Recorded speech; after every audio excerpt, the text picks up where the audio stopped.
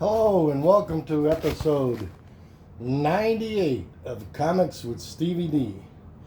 And I have my regular show planned, plus my mail came in. I'm going to show a few of these because they're part of my regular show, and some of the other books are for future shows. I've already did a little bit of opening off of camera because it makes things a lot easier. And there's my books. And I got these bags. I really like these bags. They're strong and they hold up real good. So I'm not endorsing the product for the company or anything. I just like the bags. Okay. And I used my switchblade.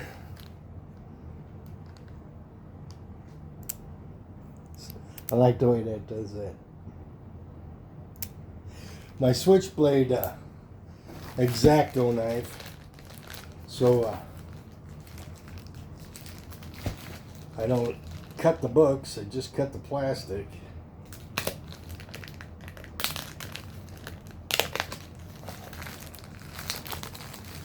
And I put this away before I get a boo-boo. Alright. There's 3 books in here I want to... It's always so fun to get a box of comic books. And there's one of them. I've been reading a lot of Captain America comic books. And I'll throw in a couple of books out of this order as a bonus. Oh, yeah. And like I say, every time I get an order, I always try to get a couple of books from my future shows and then my Christmas shows. So I got several Christmas books in here. And I think I got everything kind of sorted out well. All right, I'll put these away for later. All right. Now I'll bring my stack back. Okay. The show features Captain America. Again, with a few change of pace books in there. And run completion. It was only a 6-part series, but I'll talk about that a little later. The first book is Captain America 317 from 1986. Cover art by Paul Neary and Dennis Jakey. And what we got here is an homage to great early film comedic actors Laurel and Hardy. And Cap's saying to Hawkeye, "Well, here's another fine mess you got me into, Hawkeye." And the people that said that originally were, I'll get it going. Laurel and Hardy. And they're in here somewhere. Technology. I don't like technology and it don't like me.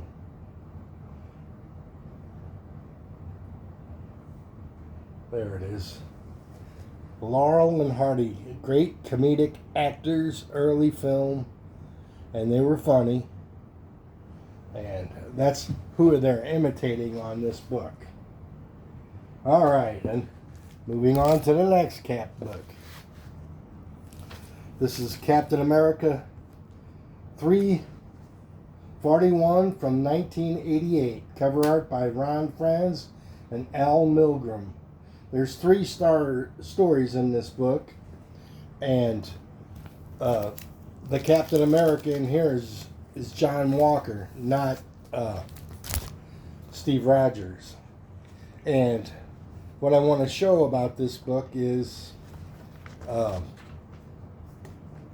first Steve Rogers. It's 3 stories, and the first like 3 or 4 page Captain America and Iron Man get into it, and they battle in Iron Man's house, and he breaks up a real good romantic date for Tony. And Iron Man don't want to hurt him, and Cap knows he's overpowered, but Iron Man doesn't want to hurt him, so he flies off. That's the first story, in a nutshell. Now the second story, Johnny Walker's introducing his new partner, which is a big to-do, a big media to-do. And there's Bucky, the black Bucky, African American, and he says, I don't like Bucky anymore. This other African American superhero says, man, you're just degrading yourself with that Bucky because it's a prejudice kind of statement. Why don't you get yourself a new look? And so he does. And he comes out to be Battlestar, which you see a little bit of him right here. And they have a news conference with a big, like, Central Park kind of thing going on. And Battlestar wants to go out there and do his speech, and he's just about to do his speech, and they get there he is, and they get jumped by two villains, which they used to be in cahoots with. So that's enough of that one. Now the next book is Captain America 355, and in this one, it's from 1989, cover art by Ron Frenz and Al Milgrom. Teenagers go missing, and Cap's old love flame, his little sister, is missing, and so she practically begs him on the phone to go out and find him. So he knows he can't go out and find teenagers at the bus stop as Captain America. He's too big, too strong, too powerful. He'll be recognized in a minute. So he goes to Cersei and Eternal and asks her to turn him young for 48 hours. But when he arrives at her apartment,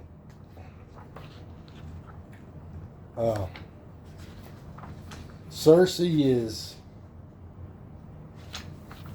very voluptuous and sensual, and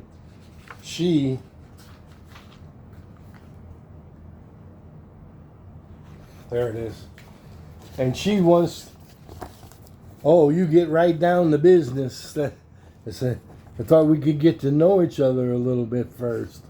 And then Cap goes, no. And he asks what he needs, and she says, okay. And she does her magic thing on him, and she turns Captain America back into a teenager, about 15 years old. There's Steve Rogers, and he's off to hunt for the kidnapped kids. All right. This is a fantastic story in this book, a terrific story. Captain America 225 from 1978, the year I graduated from high school. Cover art by Frank Robbins and Terry Austin. Cap tries to remember the time before the super soldier serum, but he can't. He gets Nick Fury to allow the prisoner, Mason Harden, to use an experimental mind probe on Cap. Cap remembers he had an older brother, Mike, who died at Pearl Harbor. That is why he tries so hard to get into the Army. Before that time, Cap, Steve Rogers, was an art student in college. He just moved away. He goes to Greenwich Village coffee houses with early hippies. And he's a pacifist. And if there wouldn't have been a Pearl Harbor, there wouldn't have been a Captain America and the life path he took. So it's really interesting. His brother's name was Mike, like I have a brother named Mike, and I'm Steve, so there's a coincidence we share. And so he goes under this mind probe machine, and he starts to remember what his life was like. His father was in the diplomatic corps, and his brother was the athletic one, and he was the artistic one. So Mike hits the home run, and his dad is kind of a man's man, and he's always trying to get Steve to go out and play catch and stuff. He loves his son, but he wants him to be more macho, I guess is a way to say it. But when he plays catch, he gets hit in the head. He doesn't have the Captain America reflexes or anything. He's just a little artistic kid that likes to read and draw pictures. And so when he finds out his brother is killed in Pearl Harbor years later, he tries to reach out to his dad, but his dad wouldn't talk to him. And I'm going in depth a little bit on this story. But then he just goes to the Army and tries to get recruited many times. He's 4F, he's too short, he's too skinny, all these things. And Army officer sees him and says, well, you're so gung-ho, there's an experimental project if you're interested. And the rest is history. He becomes Captain America. Now, the next book is my series that I just completed. And it is 1, 3, 4, 5, 6, and 2. The Stainless Steel Rat. And why I collected this is out of coincidence. I was looking for comics in a dollar bin, and they had a 50-cent bin in the particular store I was, and there was 3 real comic books in real good shape in the 50-cent bin, and I was surprised to see it was the Stainless Steel Rat, a character written by Harry Harrison. And the Stainless Steel Rat comic series, 1 through 6, from 1985 Eagle Comics, cover art by Carlos Ezquerra. And this comic book adaptation of Harry Harrison's novels, 3 of them, The Stainless Steel Rat, The Stainless Steel Saves the World, and The Stainless Steel Rat for President. And the 6 books, the first 2 is 1 novel. So there's 1 cover there. And there's the other one. I read this the other day. I didn't want to read the other ones because I was waiting for this order to come in. And so that's the first story. And this is the Stainless Steel Rat Saves the World. These are great covers, great art. And a lot of text, and the books are a little longer than a normal comic book. And there's the next one in the series. And I'll put this one up and I'll tell you some more stuff. If you combine Buck Rogers, James Bond, Bruce Lee, Get Smart, and the Flim Flam Man, you get this fun, action-packed hero, Slippery Jim Degrees. He's a crook, con man, anti-hero, and hero. Later, his whole family gets into the act. He's such a good thief and con man, he finally gets caught, and he gets drug into this organization that intergalactically stops crime and saves badness from happening all over the universe. So he gets involved with that. And he finds his love of his life. And the last story, he cons everybody on a planet and becomes the president of the planet. and to find out the bad guys and such. And there's his wife, who didn't start out as wife in the first novel, but things always progress. So that is the Stainless Steel Rat comic book series 1 through 6, based on the novels of Harry Harrison, the Stainless Steel Rat series. Okay, now I watch a lot of content, and everybody says Scotty Young, Scotty Young, Scotty Young. And when I was collecting comic books when these were coming out, I thought, man, these are kind of silly, cartoonish things. I don't want to buy them kind of covers.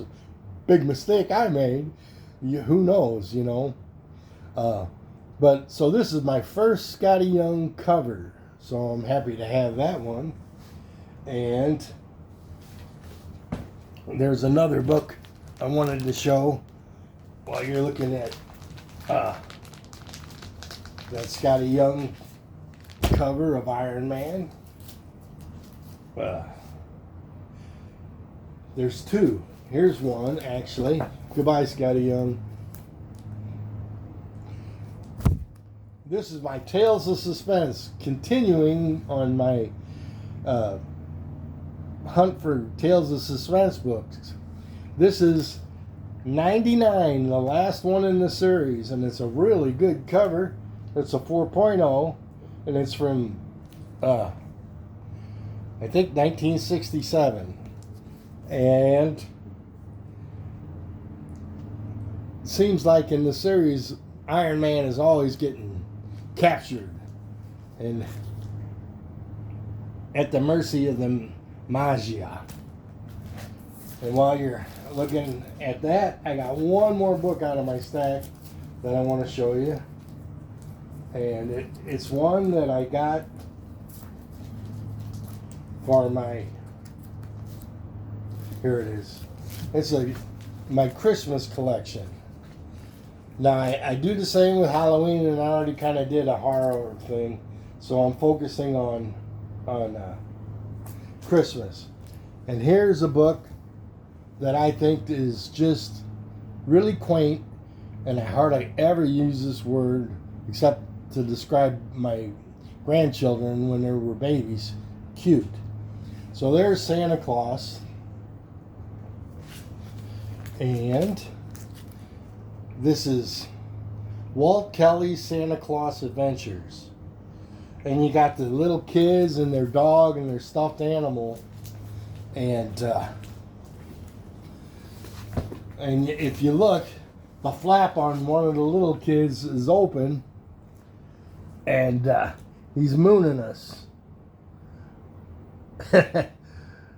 So Santa Claus is there looking at him, probably thinking, pull your pants up, kid. I'm going to give you a present until you do. So that's Walt Kelly Santa Claus Adventures #1 from 1991. It looks like a much older comic. Sometimes they draw comic books in an older kind of style. So that concludes this episode of Comics with Stevey D. And I hope you enjoyed it, and thank you for watching. And I just want to encourage all the people that watch this video to give me a comment, because I like comments and I'll respond to them. I just like communicating with other collectors and hearing their thoughts on the books I show, or even if they say, hey, I got that one, or that's dumb, or whatever kind of comment you want is okay. PG-13. So with that, take care and happy comic book hunting.